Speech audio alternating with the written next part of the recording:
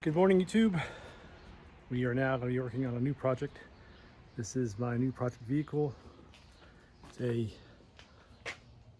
Lexus GX 460.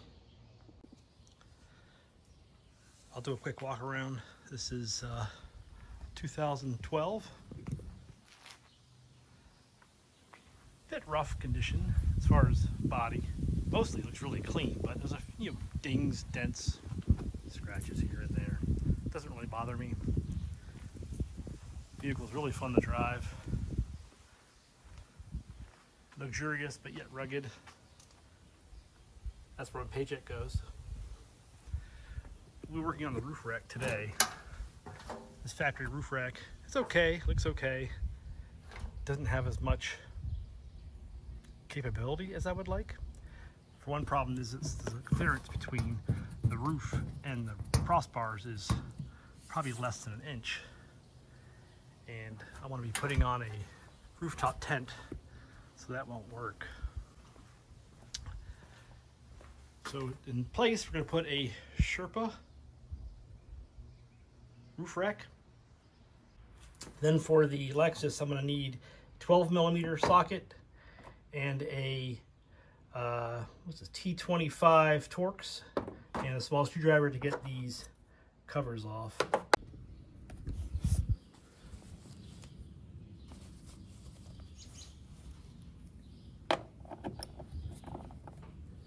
Loosen these in intervals so they break free from the roof at the same time.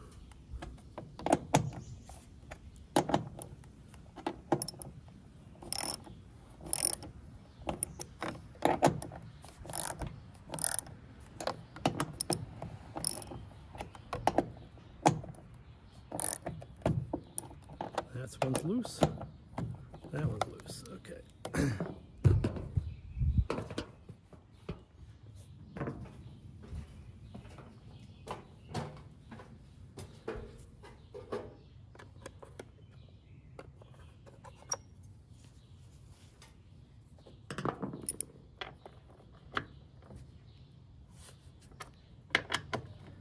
Just an 1/8 turn.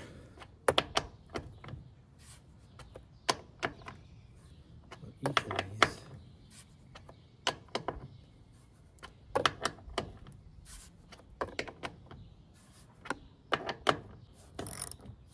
Then I'm loosening up the one that feels the tightest first. I don't know what kind of glue the factory used, so I want them to break free at the same time.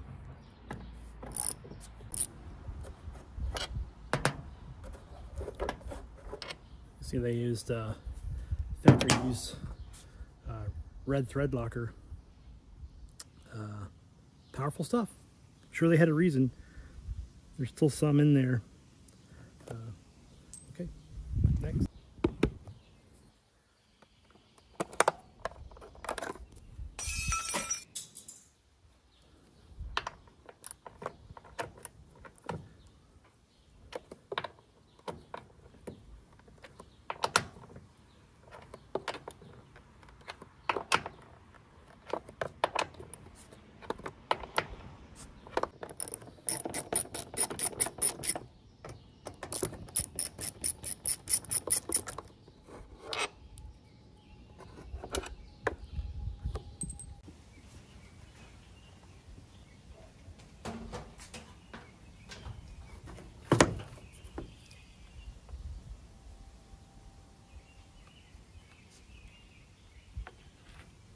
If anybody's wondering about their factory roof rack,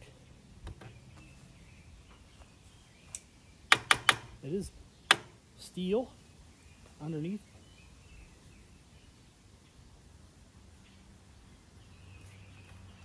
Maybe 1/8 inch thick. Of course, plastic on top. 6 mounting bolts. Factory rails are pretty strong. Factory crossbars are not very strong. But in theory, because of the channel, you could add more than 2. You could add 4 factory crossbars to distribute load. If you want to use the factory crossbars. Sorry about your ears.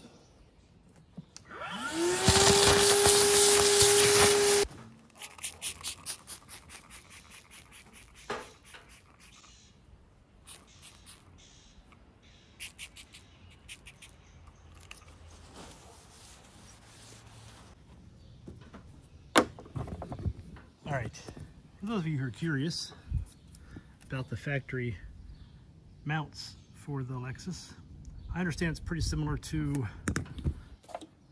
4Runners.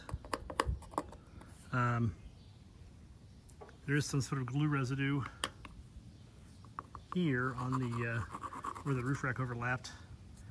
The channel is, you know, a nice shaped U channel. Of course, that does add strength too. These little plastic guys are the guides for the bolts. I don't know if they have anything to do with water penetration. My guess is not. Most likely it has to do with friction, keeping the bolts away from the body to prevent rust. You can see some of the red Loctite residue still in the bolts. So I'll clean this a little bit better off camera and record later. Okay, a few observations as I take out the last two bolts is the factory applied red Loctite to all 12 and at two different intervals. Let me show you.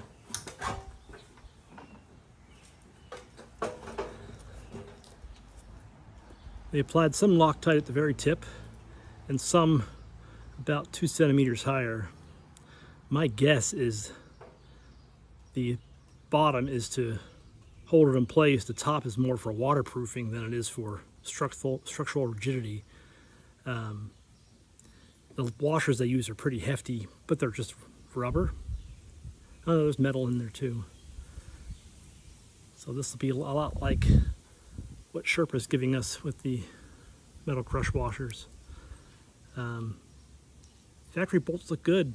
They probably could have been reused, but Sherpa supplied some new ones. So as I'm taking them out, there's a lot of resistance. I'm only using a 1/4 inch ratchet, so it's not like it takes a lot of torque to take them out, but it's a fair bit. And I just keep loosening the one that's the tightest to try to get them both out at the same time. And a few of them I countered more resistance than others. Just turn slowly. You don't want to break anything. Just work through the glue. The glue is what's holding it in. This is getting fairly loose now. Also notice that making you dizzy, that the mounts rock a bit back and forth inside the housing. All 6 of them have done this. I'm not sure if that's a problem. I doubt it is. Okay. Getting close here.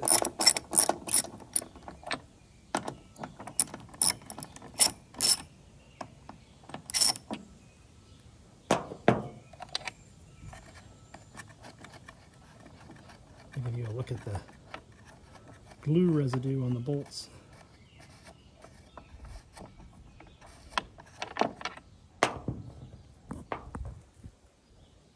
All have been the same.